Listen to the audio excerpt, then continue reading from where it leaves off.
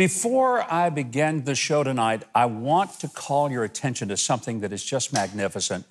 Juanette Turner on our staff, who's our incredible audience experience coordinator, came up with a wonderful idea to honor the veterans that we have on our show, the ones who come as our guests, and then the ones that our various family members from around the country just want to pay tribute to.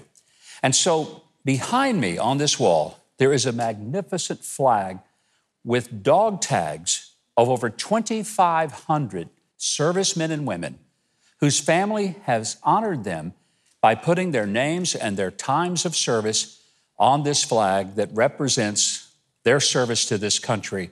And I think it's just a wonderful reminder of the great sacrifices so many of our fellow Americans have made.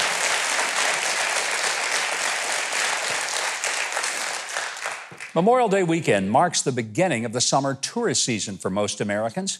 And because it creates a long holiday weekend, many Americans are going to be taking to the roads and runways to travel, while millions more are going to enjoy time with family at home and maybe the yard or the park or the beach. They'll experience it with burgers, barbecue, or baseball.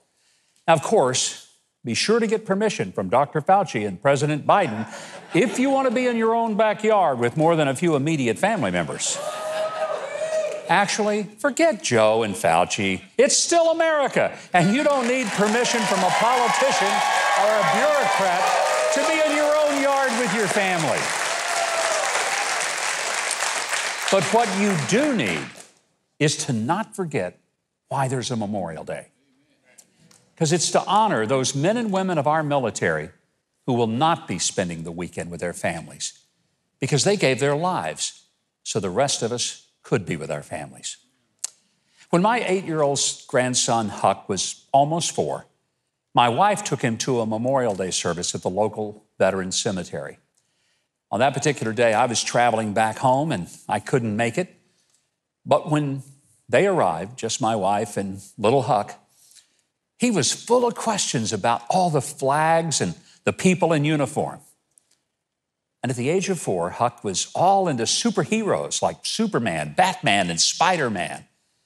And so when he asked about all those people wearing uniforms, his grandmother told him that they were the real superheroes and that he ought to always be grateful and respectful of them because the ones on TV, they weren't real.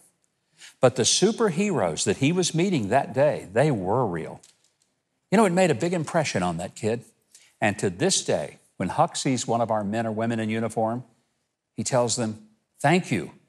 And he tells his mother and dad, hey, there's a superhero. Well,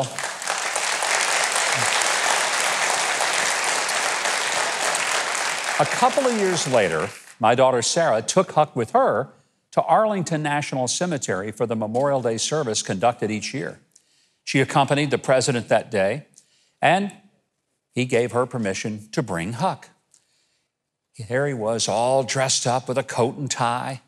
He had a front row seat with a firsthand view of the President of the United States paying tribute to those who gave their lives for our freedom. And although he was doing something that few 6-year-olds will ever get to do, which is to hang out with the President of the United States and the top government officials for this special ceremony, Huck was most impressed that he was able to meet the superheroes that he learned were the real deal. I wish every 4-year-old was taught who the real superheroes are. I'd add those of our police force as well, without whom we'd have a nation of anarchy. And so whether you're 4 or 40 or 40 years past retirement, don't forget who the memorial is for on Memorial Day weekend.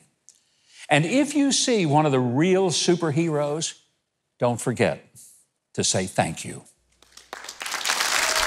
Thanks so much for watching, and I hope you enjoyed that video. If you did, be sure to leave a like, then subscribe, and hit the notification bell below. Now, if you didn't like it, you ought to find a Ben Shapiro video to detox you with more facts.